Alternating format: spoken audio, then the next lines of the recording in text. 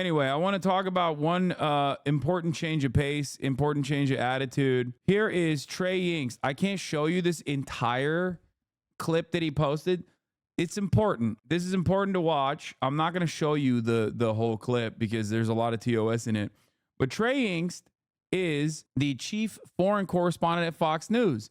He's been the Israel guy for Fox News for the past year. He's been in Israel for the past 12 months. And sometimes when the Israeli military allows him, he's been in Gaza. He has been dealing with the Israeli military censors for the past 12 months. He actually came out on October 8, one day after the October 7 in memoriam things that people were doing, and posted this on his he is pro-IDF. Of course he's pro-IDF. He very much is pro-IDF. He posted this, which I think is very interesting. He said, Palestinian journalists must be protected amid the war.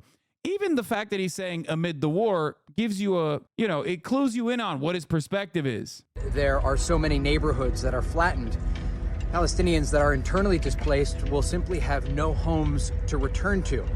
And while we get a first-hand look at the destruction here, it's important to remember that Palestinian journalists do not have this access. They have been pushed to the south. Dozens have been killed. There's this false narrative about Palestinian journalists. More than 100 of them have been killed by Israel since the war began. And I take very few positions in the conflicts that we covered. I'm not switching this screen because there's a lot of... Actually, maybe there isn't any TOS in this. I thought there was a hell of blood in this. Here, we can watch it. There are so many neighborhoods that are flattened. Palestinians that are internally displaced will simply have no homes to return to. And while we get a first-hand look at the destruction here, it's important to remember that Palestinian journalists do not have this access. They have been pushed to the south. Dozens have been killed. There's this false narrative about Palestinian journalists.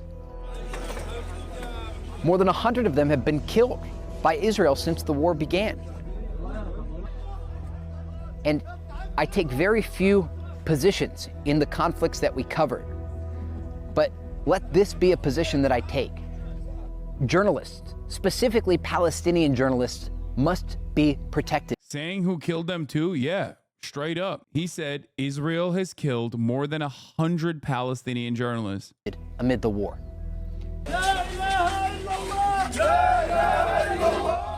The Israelis have killed journalists in drone strikes. They've killed them with small arms fire, and it's unacceptable. There are so... You're playing with fire by playing this video, man? No, it's fine. There wasn't any TOS in it. That is one of the craziest things I saw. So many... Last year, 2 months after the war began, I wrote this in a guest column. We must continue to speak about the important work for our industry colleagues in Gaza.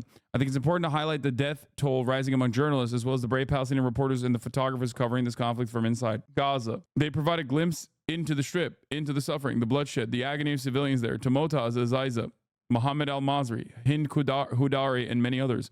We see and appreciate your coverage.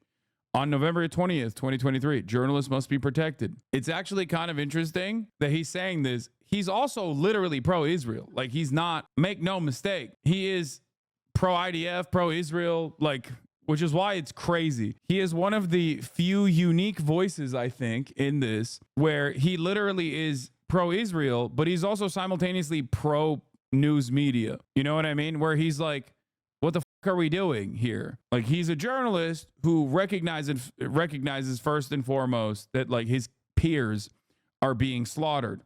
Which is really interesting because you're not even getting this kind of coverage from CNN. I saw a tweet from Mohammed who actually brought up a really interesting point. He said the October 7 responses, the October 7 anniversary reaction was very muted. I was expecting a lot worse in regards to blind sympathy to Israel. Makes me think that they've lost the general American public more than they realize. And I think I mean, I've known this to be true.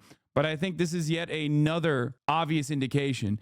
On CBS, sure, they lied about how, like, Hamas is the one. Hamas is the one who, this clip is important too. Journalist is... Oh, wait, this is the one I saw with TOS in it. Sorry.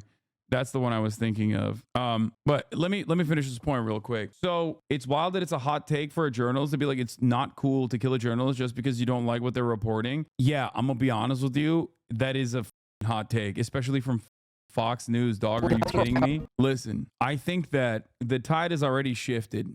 It's changed. No matter how much people try to say like, oh, look at the polls, like 35% of Americans think Israel maybe not so bad. And then they like point to that to be like, and that's why we have to keep letting them do genocide.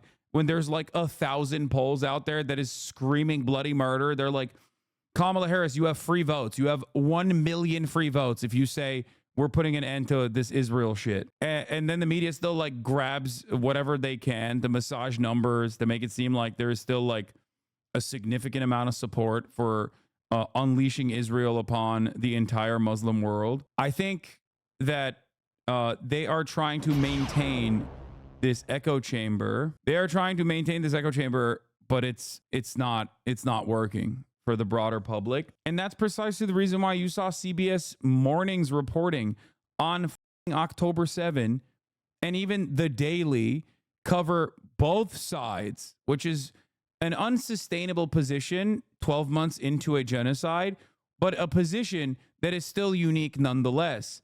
Because before October 7, there were no both sides.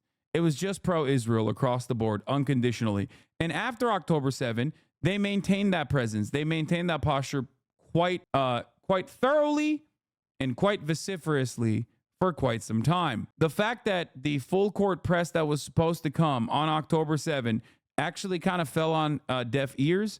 And not only that, but also beyond the fact that it was a very muted response, the fact that these media companies started writing articles leading up to October 7, and certainly now after October 7 about how like Benjamin Netanyahu is dog walking Biden. The fact that it's happening now in this way, when this was supposed to be another big push, to like reaffirm support and undying loyalty to Israel, means that like they've run out of all matter of social capital. I mean, it's kind of hard to still garner sympathy when immediately after that happened, they committed a genocide, and many people that were unaware of the atrocities they've been imposing on Palestinians for years did their research and realized why it happened. Yeah. My professor said Hamas attacked Israel knowing that Israel would overreact and that this would ruin Israel's reputation, but I feel like I know that's not true. No, this is a common sentiment expressed about Yahya Sinwar, who is incredibly knowledgeable, and this is like Israelis will openly admit this. Yahya Sinwar grew up basically in Israeli prisons for a decade. He learned Hebrew.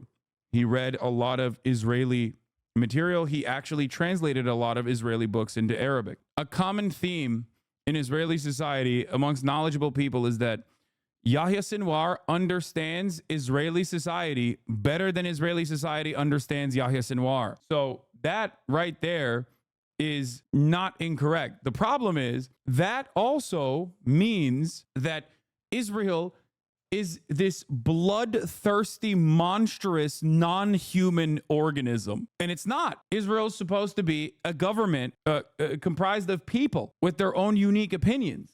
It is not a natural disaster, right? So Israel had every opportunity not to behave in this barbaric way, in this monstrous way. And if they did so, like even Blinken tweeted about on October 10, after meeting with Hakan Fidan, Turkish foreign minister, Israel must restrain itself and not act in a rash manner, just like Joe Biden said on October 10, I believe, when he said what happened in Israel is incomprehensible, it's unimaginably violent, it's an atrocity, it's a disaster, but Israel must not repeat the mistakes that America did after 9/11. That's what Joe Biden said on October 10. These motherfuckers are obviously very knowledgeable. They knew what was going to happen. Everyone knew what was going to happen. And then Israel was like, nope, we're going full tilt. We're doing it.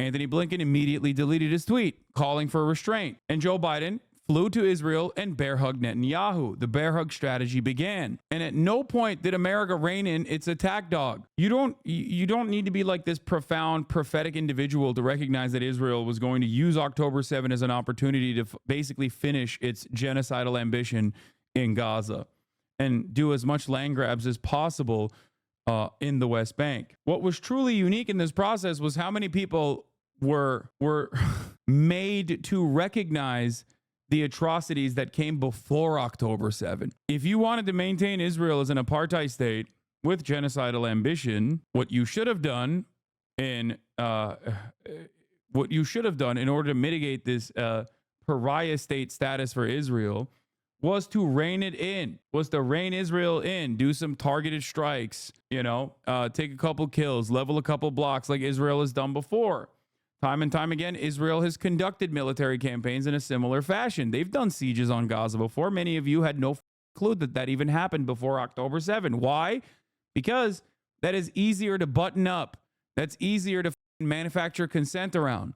But an ongoing active genocidal campaign for 12 months with soldiers themselves directly violating rules of war, openly saying that they're violating the rules of war and loving every moment of it. Obviously, people were like, what the fuck? This is insane. Mershawer's argument is that they don't want to maintain an apartheid state because they know that is unsustainable.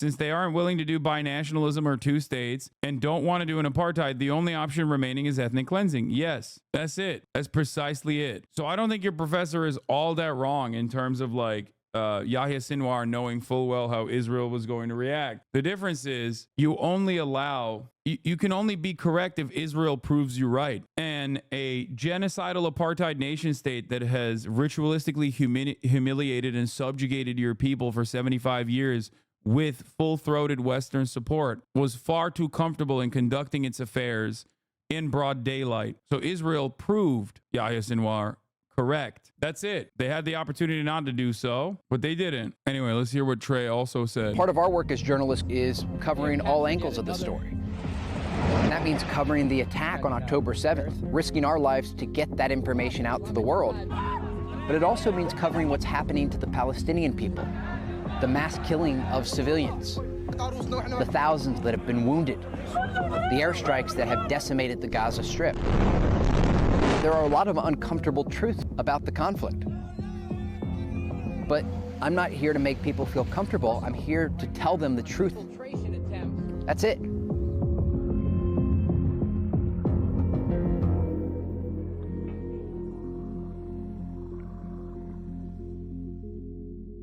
Yeah, the response from Zionists on Twitter to this piece from Trey Yingst, this moment of courage from him, is literally to be like, lol, you're a joke. You were defending Hamas press before. Tell the difficult, painful truth regarding your honorable profession being hijacked by jihadists donning press vests. There's something very funny about this where they're using George W. Bush neocon language in 2024. It's the press is jihadist. They are the jihadist press. It's so funny. That's some serious chutzpah to post this right after accusing Israel of targeting journalists without even acknowledging how often these so-called journalists are actually terrorists in disguise. By leaving that out, you're not reporting the truth. You're distorting it. I know it must be traumatizing to witness the devastation of war, peace through strength, as peaceful consequences. The bully in grade school keeps bullying until Palestinians are paying a terrible price for their hatred of Jews in Israel. But Israel must guarantee their people that atrocities Hamas perpetrated on them can never happen again. I know I would do my best to protect my family from evil.